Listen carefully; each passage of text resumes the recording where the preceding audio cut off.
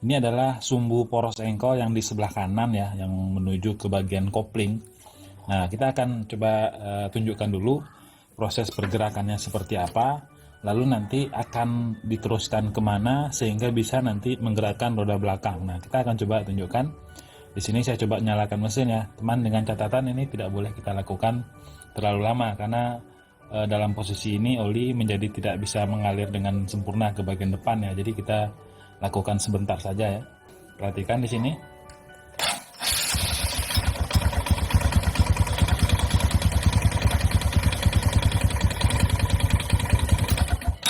Oke, jadi ketika mesin kita nyalakan, maka terjadilah siklus pembakaran dalam pada mesin ini, lalu poros engkol akan mengubah gerakan turun naik piston itu menjadi gerakan putar. Nah, sekarang kita udah lihat poros engkolnya akan berputar. Ya, semakin kita tinggikan putaran gasnya, maka ini juga akan semakin kencang berputar. Nah, kelanjutannya bagaimana? Jadi pada motor yang kita sedang bongkar ini adalah motor tipe BB, yang mana kopling yang diaplikasikan di sini adalah kopling dengan tipe semi otomatis ya.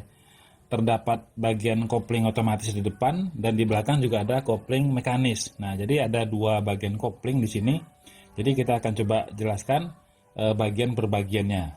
Baik, jadi saya coba jelaskan nanti ya. Yang namanya kopling secara teknis itu disebut berfungsi sebagai pemutus dan penghubung. Nah, di sini bagian yang di depan beberapa bengkel mengatakan ini bagian kopling ganda, atau juga yang menyebutnya kopling otomatis atau kopling sentrifugal. Nah, kita mau memperjelas di sini bagaimana cara terhubungnya ataupun terputusnya di bagian kopling otomatis ini. Nah, tadi kita udah tunjukkan ketika mesin dinyalakan maka poros ini berputar. Nah, ini akan terpasang seperti ini. Ya. Pada kondisi ini antara poros engkol dengan mangkok kopling ini tidak terjadi hubungan ya, terpisah ya, artinya bisa saling berputar sendiri gitu. Artinya saya hidupin pun ini mangkok nggak akan ikut berputar ya. Kita bisa lihat nih, saya pegang aja nggak apa-apa, hati-hati bagi yang mau mempraktekkan ya, jadi tidak ada hubungan, walaupun kalau kita lihat seolah-olah ada pergerakan ya, itu karena terbawa ayunan daripada putaran poros ya. Ini seperti ini, tapi masih bisa kita tahan. Nah, kalaupun kita putar gasnya kita naikkan, tidak ada daya tariknya ataupun tidak ada gaya terhubungnya karena memang belum ada bagian yang terhubung secara kuat. Oke, ini kondisi pertama. Saya matikan dulu. Artinya mangkok dan sumbu itu tidak terjadi hubungan. Oke, seperti itu ya. Saya lepas dulu ini, lepas. Nah, sekarang bagian yang kedua itu adalah kampas berikut tapak dan kedudukannya ya. Seperti ini, akan terpasang di sini nanti. Ya, seperti ini. Lalu saya agak beri pengaman saja biar tidak terjadi hal yang tidak kita inginkan. Oke, ini sudah saya kunci ya. Nah, sekarang kondisinya kita memisahkan ya antara mangkok dengan kampas dan dudukannya ini. Kita akan nyalakan lagi mesinnya. Nah, ini mohon berhati-hati kembali, tolong diperhatikan dengan baik bagaimana proses terhubungnya di bagian kopling otomatis ini ya. Oke, bismillah. Kondisi putaran mesin pelan atau masih langsam. Kita bisa lihat kampas ini masih rapat ya, tidak ada gejala mengembang ataupun mekar keluar. Pada saat kita menaikkan putaran mesin tentu akan terjadi hal yang berbeda. Nah, kita coba lihat ya, mohon berhati-hati sekali lagi, kita akan putar secara pelan.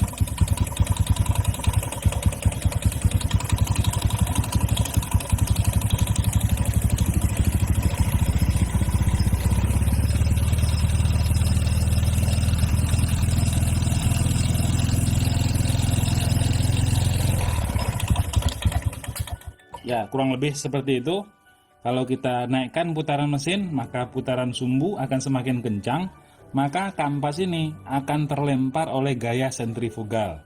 Nah, penjelasan ini kurang lebih sama dengan yang kami lakukan pada motor tipe Matic kemarin ya. Jadi kita udah bisa pahami nih, ambil kesimpulan bahwa proses tersambungnya putaran kurang lebih sama seperti yang kita lihat kemarin. Oke, kita lepas lagi ya. Kita rakit kembali mangkoknya.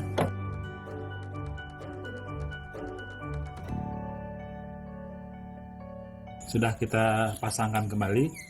Nah, ini mangkoknya sebenarnya masih bisa berputar ya ke belakang, los.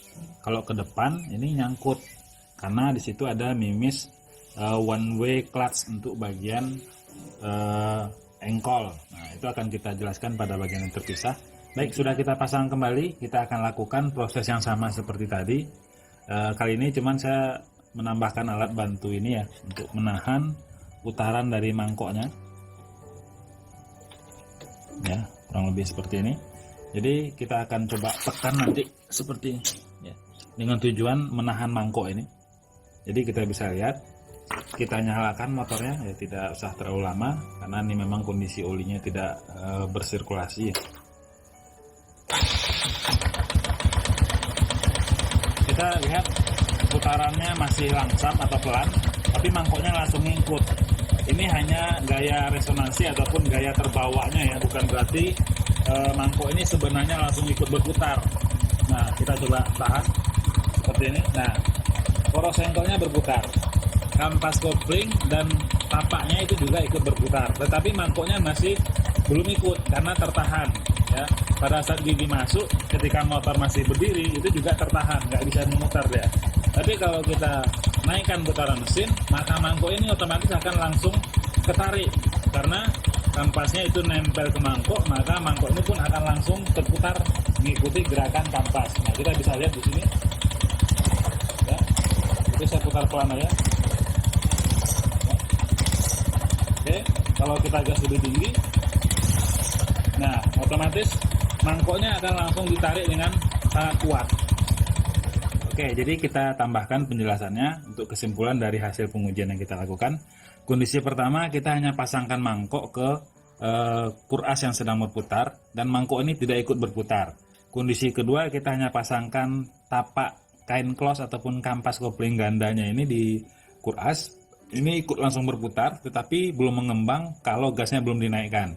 Kondisi yang ketiga, kita pasangkan seluruhnya, mangkok ini kita pasangkan, kain close dan tapaknya juga kita pasangkan, lalu mesinnya kita nyalakan. Putaran rendah, kampas dan tapaknya akan berputar mengikuti gerakan poros engkol. Tetapi mangkok belum ikut berputar pada saat kita menahannya. Ya, dalam kondisi ada beban itu terjadi juga sama seperti yang kita lakukan tadi. Ini mangkok nggak akan bisa berputar. Nah, begitu gasnya ataupun putaran mesin dinaikkan, maka gerakan kampas yang di dalam itu mulai mengembang sehingga nempel di mangkok. Maka mangkok ini pun langsung akan tertarik ataupun diputar oleh poros engkol ini. Ya, kurang lebih saya rasa penjelasannya seperti itu ya. Mudah-mudahan bisa ditangkap maksud dan informasi yang ingin saya sampaikan.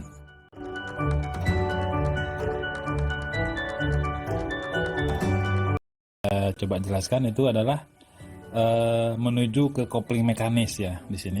Nah, jadi di sini posisinya kopling mekanis. Jadi tadi kita sudah sampaikan bagaimana cara kerja pada bagian kopling otomatis ataupun kopling sentrifugal di motor ini. Lalu diteruskan putarannya ke sini, ke gigi ini ya. Nah, jadi ceritanya sekarang perpindahan tenaga itu sudah di sini sehingga ini akan berputar ya. Kita sebut saja ini gigi rumah kopling ya. Gigi rumah kopling tipe mekanis. Nah, jadi kita akan coba lihat bagaimana sih cara kerja ataupun proses pemindahan tenaga yang dilakukan oleh kopling mekanis ini. Nah, sebelum kita lihat ke bagian yang lebih dalam, mungkin kita kenalan dulu ataupun lihat dulu bagian-bagian daripada kopling mekanis ini. Ya, saya lakukan seperti ini.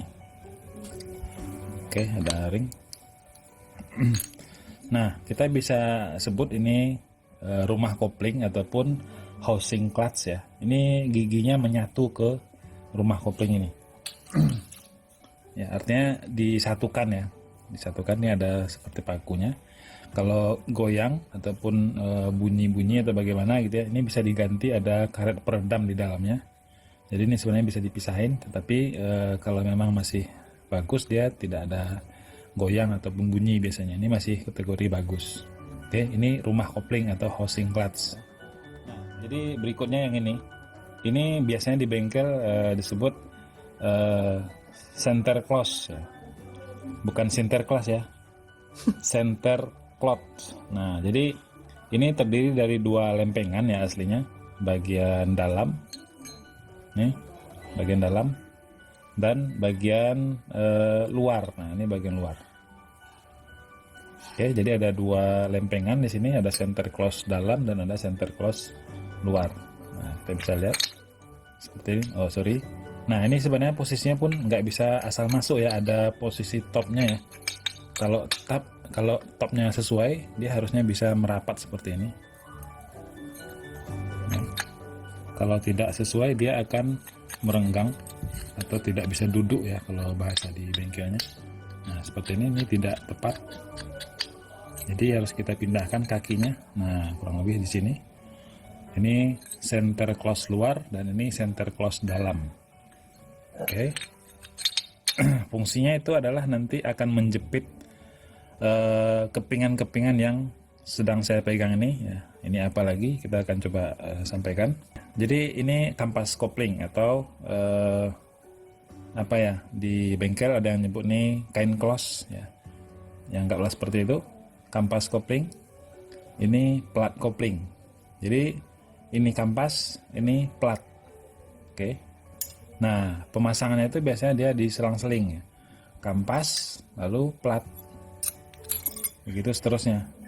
Ya. Oke. Nah, di beberapa motor ada yang hanya menggunakan satu plat dan dua kampas. Ya. Jadi ini bervariasi tergantung tipe motornya. Jadi posisinya kampas plat itu berselang-seling. Oke. Nah, jadi untuk memahami bagaimana cara kerja ataupun bagaimana proses terhubung dan terputusnya putaran di bagian kopling mekanis, kita harus lihat dulu bentuk daripada benda-benda yang tadi saya jelaskan. Yang pertama ini housing clutch ataupun rumah koplingnya. Jadi kampas ini kita perhatikan di bagian pinggirnya ada seperti kuping ya. Jadi kupingnya ini akan masuk ataupun ngepas ke bagian itu. Jadi ya seperti ini. Ya, seperti ini. Oke. Nah, ini ada berapa keping? Tentunya semua akan masuk ke sini. Nah, semuanya masuk ke sini. Oke. Nah, artinya lagi kalau proses putaran dilakukan oleh gigi yang terdapat pada kopling otomatis ini yang menggerakkan ini terjadi ya, putarannya terjadi, maka gigi kopling manual ini ataupun mekanis ini otomatis akan berputar menggerakkan rumahnya seperti yang kita lihat sekarang ya. Nah, dalam kata lain, kampas ini tentu juga akan ngikut dengan rumah ini ya, ngikut langsung. Karena kupingnya ternyata langsung duduk atau ngepas ke bagian lorong-lorong yang ada di bagian rumah kopling ini, gitu ya. Berarti kalau ini berputar, maka kampas akan langsung ikut berputar. Oke, itu kondisi pertama. Ya, berikutnya yang kita perlu tahu di bagian center close. Ya, di bagian center close ini terdapat juga seperti gigi-gigi ya ataupun parit-parit yang mana fungsinya itu adalah sebagai tempat kedudukan kuping ataupun gigi yang ada di bagian plat kopling. Nah, jadi dia kebalikan ya. Nih, kita bisa lihat masuk di situ ya. Oke. Nah, ini ada 3. Saya pasang dulu biar bisa lebih mudah dipahami ya. Kalau mau bersabar, ya mudah-mudahan kita bisa dapat pencerahan ilmu dari sini. Nah, jadi kalau plat ini kita masukkan pada bagian lorongnya, nah dia otomatis akan nyangkut ataupun ngikut dengan gerakan yang dilakukan oleh si center close-nya. Nah, jadi kurang lebih seperti ini ya. Nah, ini kalau center close ini berputar, maka plat ini yang akan dibawanya. Beda ya dengan yang tadi. Jadi kampas menyatunya dengan rumah kopling. Oke. Pelat menyatunya dengan center close. Oke ya, jadi ada dua bagian. Nah, kita balik sedikit. Rumah kopling akan berputar mengikuti gerakan dari gigi yang terdapat di kopling otomatis. Oke. Berikutnya, center close akan menggerakkan ataupun akan memutar sumbu yang kita lihat di sini, yaitu sumbu gigi transmisi primer. Nah, jadi di sini posisinya. Nah, di sini. Jadi kalau center close ini berputar, maka dia akan memutar langsung sumbu yang kita lihat di sini. Oke, seperti itu. Nah, oke.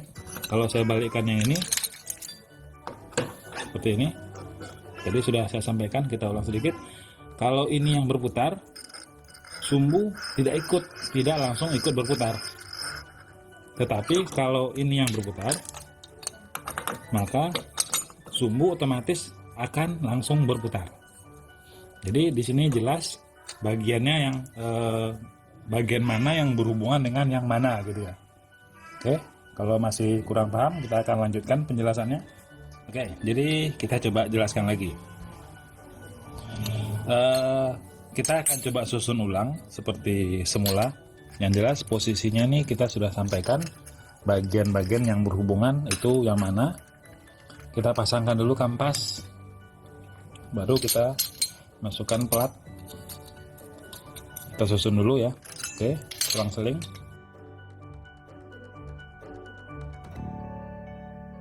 Nah, ini sudah saya pasang. Ya, ingat ini kalau goyang seperti ini berarti tidak tepat di topnya atau di kedudukannya. Nah, harusnya seperti itu. Oke, rapat ya, seperti ini. Nah, ini pemasangannya sudah kita lakukan lagi di bagian yang ini. Lalu saya akan masukkan juga ke rumah koplingnya.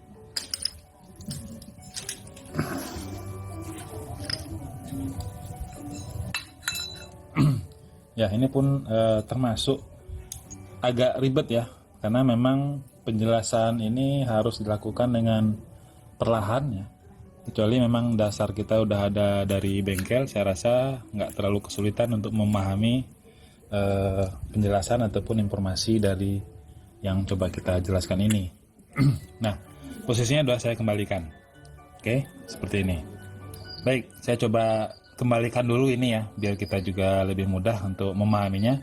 Saya pasang kembali ini yang kopling otomatis bersamaan dengan yang ini juga ya, kopling mekanisnya. Ini harus dilakukan bersamaan, kalau tidak dia nggak bisa masuk ya.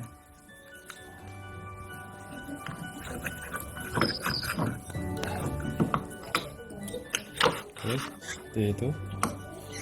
Oke, sudah saya pasang. Lalu untuk pengamannya kita pasang dulu murnya.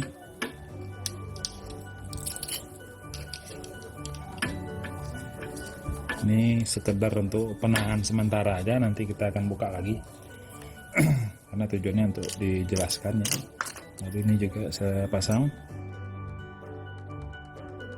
Nah, ini kita bisa lihat ya.